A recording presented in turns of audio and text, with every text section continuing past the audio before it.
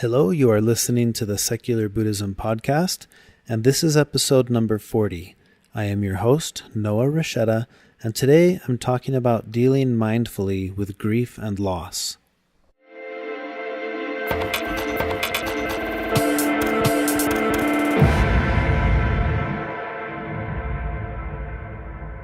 Grieving is the process of coming to terms with loss in our lives. We may experience grief for a number of different reasons. It could be the loss of a loved one, the end of a relationship or friendship, or the loss of a job. Other significant life changes can also lead to grief, like moving to a new home or a new city, losing our deeply held convictions or beliefs, or experiencing a sudden change in our hopes and dreams. Loss is something we seem to deal with from the moment we're born. I've seen firsthand the discomfort a newborn seems to endure at the loss of the warmth and comfort of the womb. And from that moment on, life can seem like a string of losses.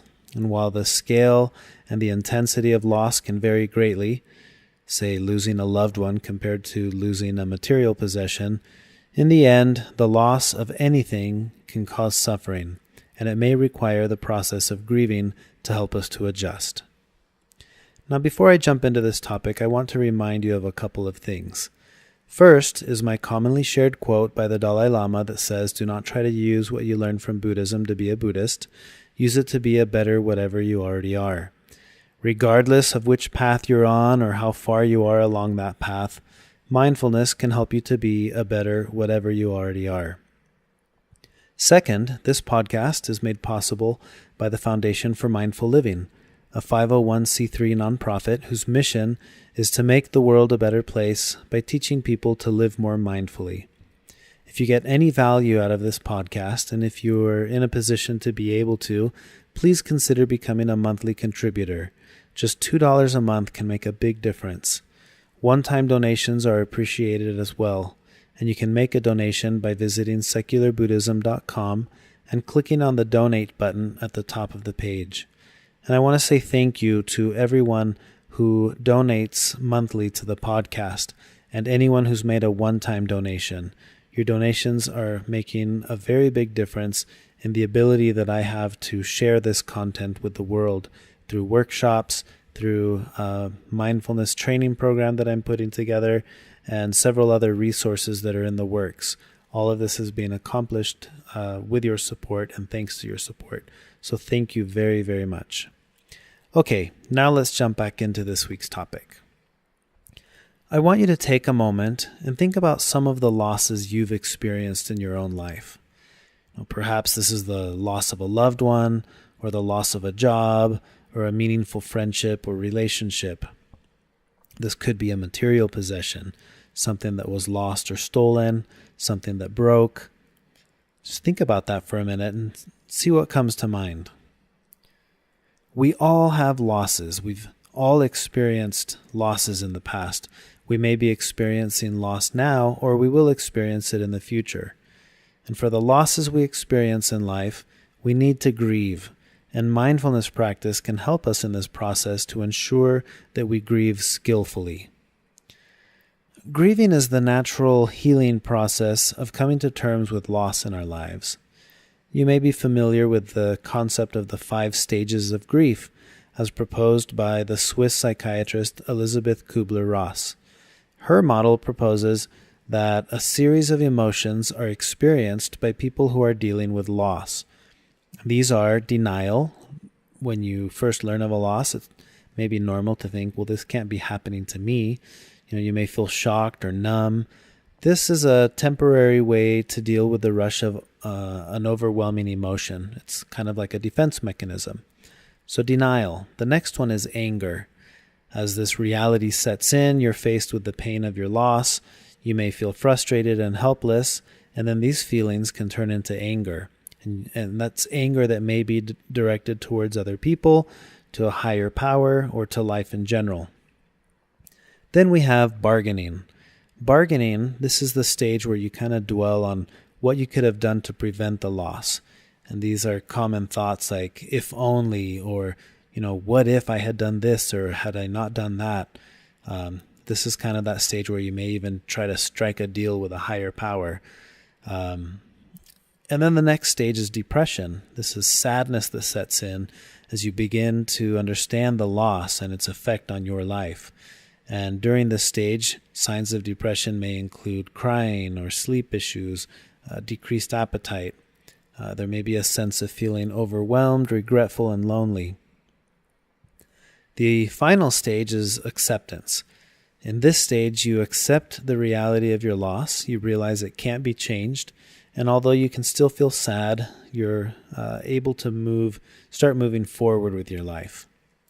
And because these stages are often referred to as stages, people often mistake these as a linear course that one needs to advance from one stage to the next as we come to terms with our loss. Now, in my own experience, it can be misleading or even harmful to assume that these stages are sequential or linear in any way. While each of these emotions can be experienced throughout the grieving process, grief rarely seems to follow any specific order or timetable.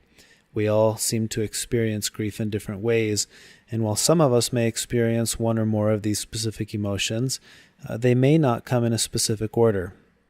It may be that we advance from one stage to another only to come back again to where we were before.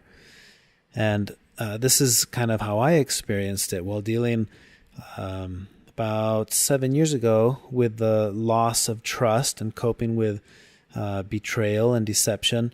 I remember advancing through anger to what I thought was acceptance, only to come back to anger. And then this was like a cycle that went on and on for months, even years. And for a time, I genuinely thought I was crazy, because every time I'd feel like I was finally past all of the emotions and I was at acceptance, it seemed like that should be the end of it. But then something would trigger a memory and I'd be back at square one.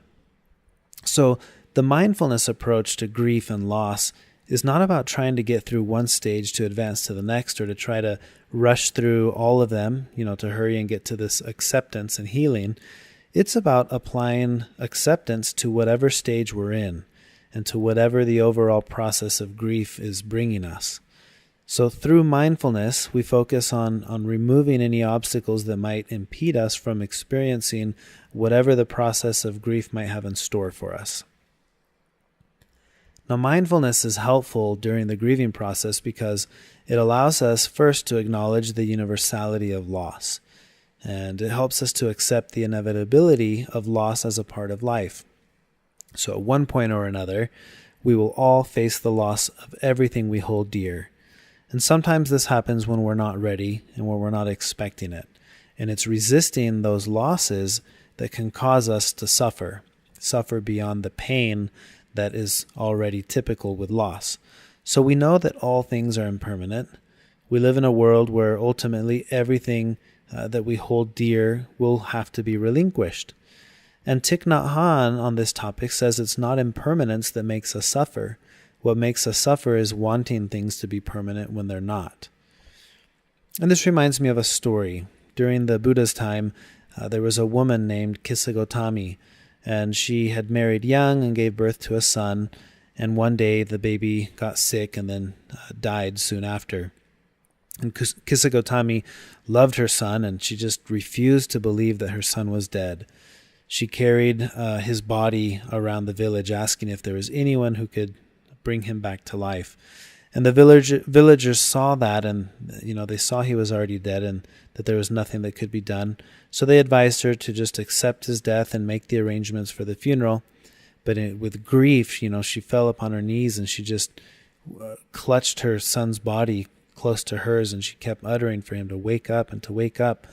And at this point, a village elder took pity on her and suggested her to go consult with the Buddha. So Kisagotami, we can't help you. You need to go talk to the Buddha. Maybe he can do something to bring your son back to life. So Kisagotami was excited at hearing that, and she immediately went to the Buddha's residence and pleaded for him to help her, to bring her son back to life. And the Buddha said, well, Kisagotami, I do have a way to bring your son back to life. She's like, well, what is it going to take? What do I have to do? I'll do anything. And the Buddha essentially says, if that's the case, if you'll do anything, then here's what you need to do. Bring me a mustard seed taken from a house where no one residing in that house has ever lost a family member. And then you bring that seed back to me, and I'll bring your son back to life.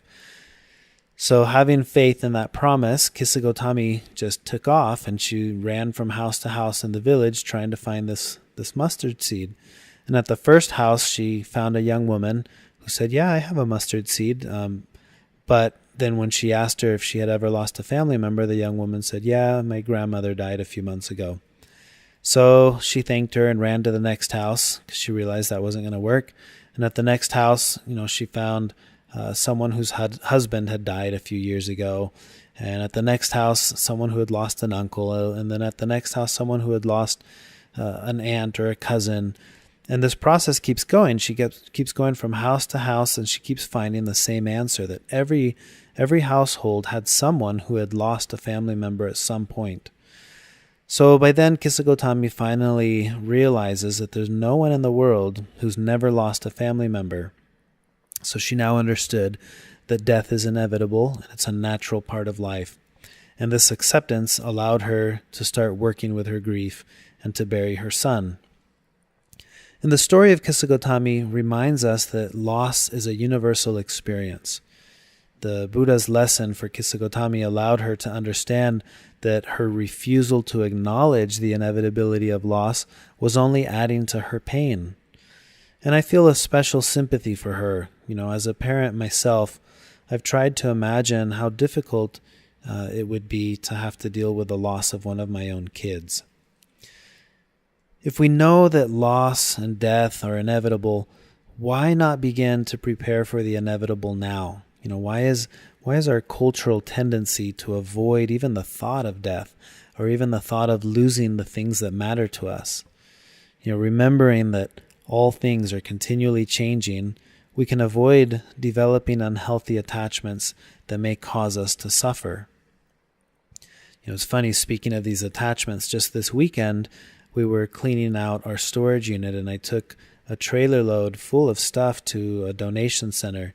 And it was interesting to see certain possessions and to, realize at one point how valuable that possession felt to me, or how meaningful it was to me at one time. And now here I was at another time in my life just giving it away. And in the process of emptying all these totes that we had, one of the totes was labeled Noah's helicopter stuff. And as some of you may recall from past podcast episodes, there was a time in my life when I was in flight school training to be a helicopter pilot. It's a childhood dream that I had. And unfortunately, the school that I went to back in 2008 filed bankruptcy. And it was a school that had the business model where the students would pay up front for all of the training, and then they would, train you over the course of 6 to 8 months or 12 months. But it was running like a Ponzi scheme. Now, none of us noticed that at the beginning, but, they would have you pay up front, and then they would use that to keep recruiting more students. And that's kind of how the company ran. That lasted about 10 years before the company finally went under. And when it did, thousands of students across the country, including myself, we were out of flight training and out of the money that we had paid for it. So it was a really difficult time. And it was one of my dreams, like I mentioned. And so there was a dream that was shattered.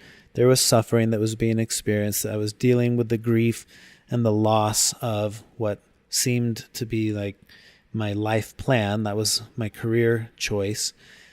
So, fast forward now, almost 10 years later, here I am at this donation center looking at this tote, and I opened it and it had all of my flight gear.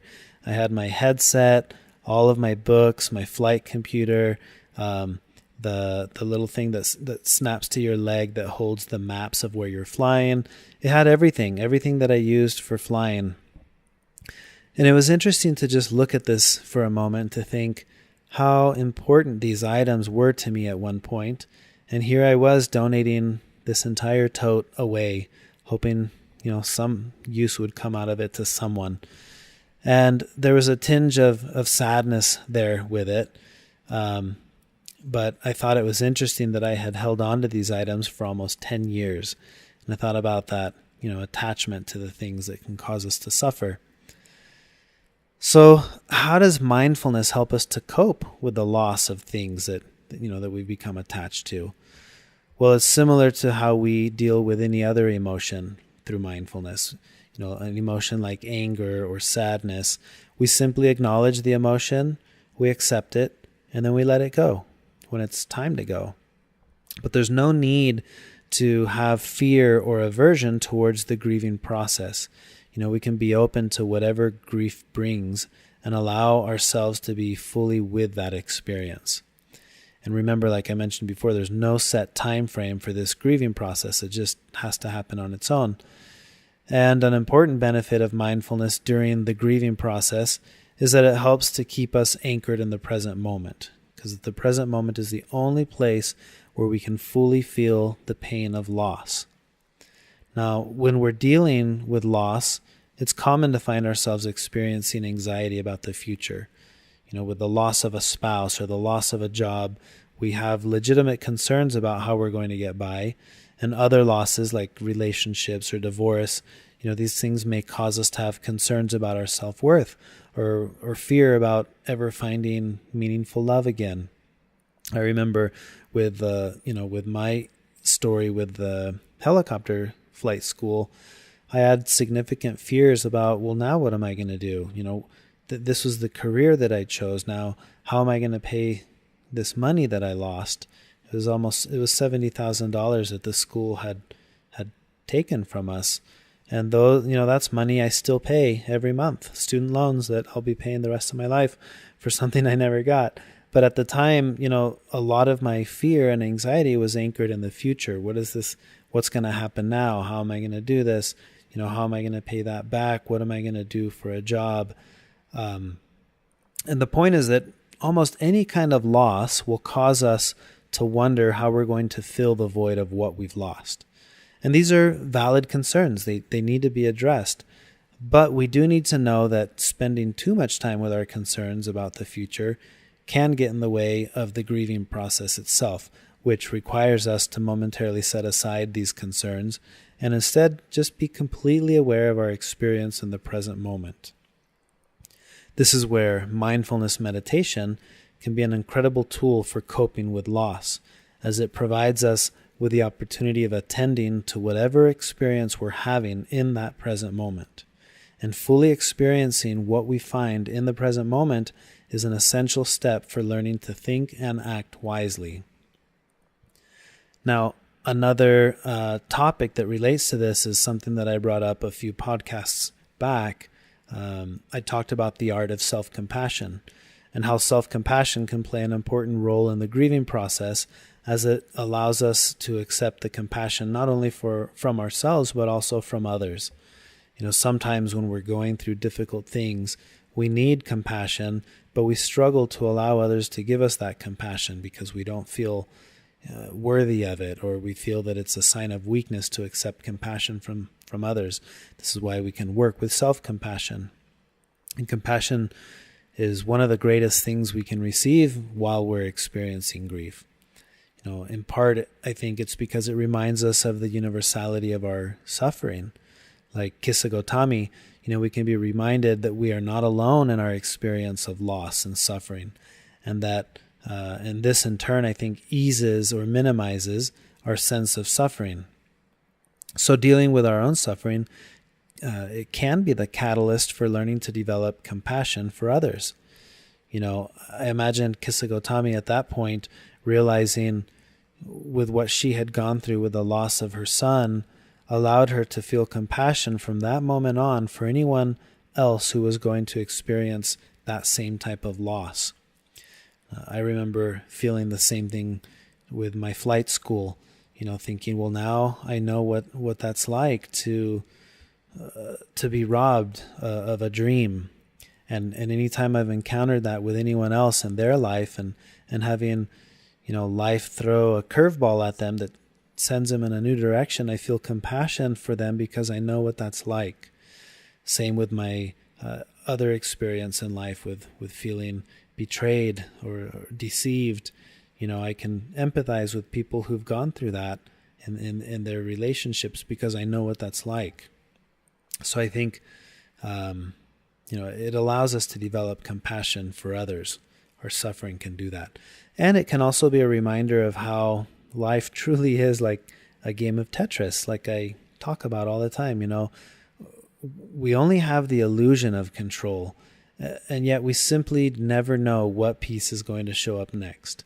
And I think experiencing loss and suffering, it can be disillusioning in the sense that it helps us to get rid of the illusion that we even had control, or the illusion that there's permanence in any of this. So if you practice developing skillful means with life's everyday challenges, it'll allow you to be able to react more skillfully when losses come to you, as we all know they inevitably will. And remember, loss and suffering is not personal. You're not being singled out. It's just that you're experiencing life. Now, earlier in this podcast, I mentioned that if we know that loss and death are inevitable, why not begin to prepare for the inevitable now? How do we prepare to deal with the loss of everything? Well, I have a guided meditation that I want to share with you today in this podcast episode, and I'm also going to set this aside as a recording that can be listened to as the next podcast episode. It will just be the guided meditation so that you can listen to it again from time to time without having to listen to this whole episode and look to the end to listen to this guided meditation. So why don't you take a couple of minutes right now and just follow along with this exercise.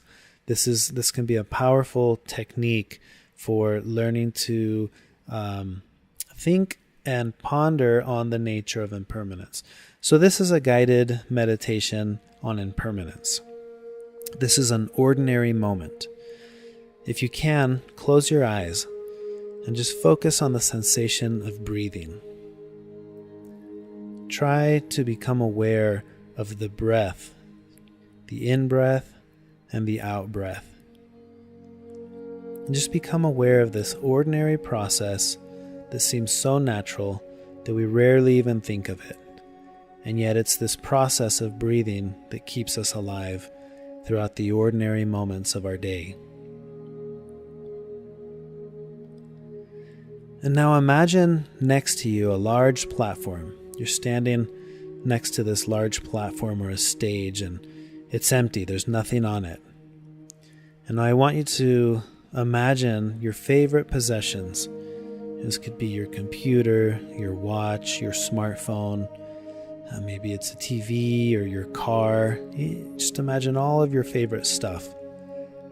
And now imagine them being placed on this platform or on this stage, one at a time. And when they get placed there, they simply disappear.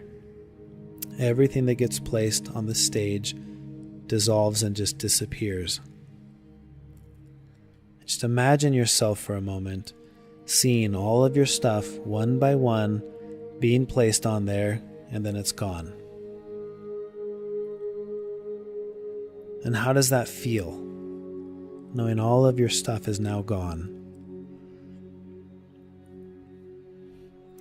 And now I want you to imagine all of your friends, all of your co-workers, people that you know. Just imagine their voices. They're all talking to each other and they're sharing their stories. And as they do this, they're all slowly stepping on that stage in single file, one by one.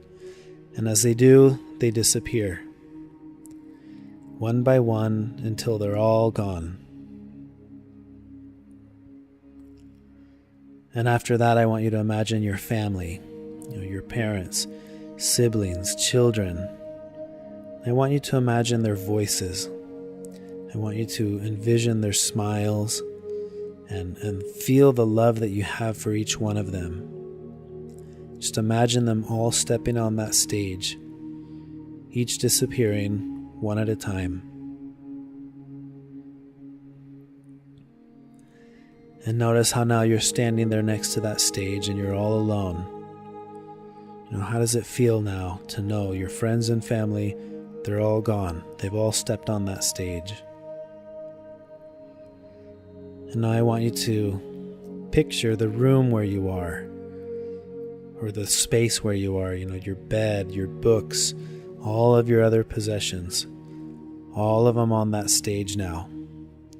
And they all disappear. And you continue to scale back. Picture your neighborhood. Picture your yard. The feeling of the sun on your face, and the feeling of the wind on your skin, and rain. Everything you see. It's all on that stage, and it all disappears. And now as you stand there, I want you to imagine your memories, your feelings, all the knowledge you've gained from the books that you've read and the school classes that you've attended, every word you've ever heard, your entire vocabulary, every song you've ever listened to, every sound you've ever heard, all being put on that stage, and it's all disappearing.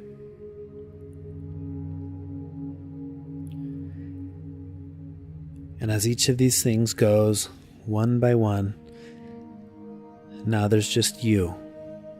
And it's just you standing there. And now you walk onto that stage. And you slowly disappear. And then the stage is the only thing that's there, and then the stage disappears. And now that's it. There's nothing. There's nothing left. There's just the awareness of emptiness. The emptiness of all that is. I want you to notice what you feel as you become aware of this emptiness. And death will come in an ordinary moment just like this one. Now bring your awareness back to where you are, the room that you're in, the space where you are. Open your eyes if you had them closed. I want you to just look around for a moment and notice how wonderful it is to just be alive. This is a simple guided meditation practice that can serve as a reminder that death will come in an ordinary moment, a moment just like this one. But for now, this ordinary moment is anything but ordinary, because this is an extraordinary moment of being alive. And this is the nature of impermanence. Things are continually changing. One thing ends and another thing starts, but in the end it's all impermanent, and what there is emptiness. And I want you to think about that, and to just enjoy the feeling of how great it is to just be here, with everything just the way that it is, with the bank account just the way that it is, the friendships just the way that they are, the student loans that you have just the way that they are, everything just the way that it is, and how good that can feel. And this is the meditation on impermanence. And if you enjoyed this podcast episode, please feel free to share it with others. Write a review or give it a rating in iTunes. And if you're new to Buddhism or you're interested in learning more, remember you can listen to the first 5 episodes of this podcast in order, as they serve as a summary of some of the key concepts taught in Buddhist thinking. And also you can check out my book, Secular Buddhism, Eastern Thought for Western Minds. It's available on Amazon, Kindle, iTunes, and Audible. And for more information and for links, you can visit secularbuddhism.com. And that's all I have for now, but I look forward to recording another podcast episode soon. Until next time.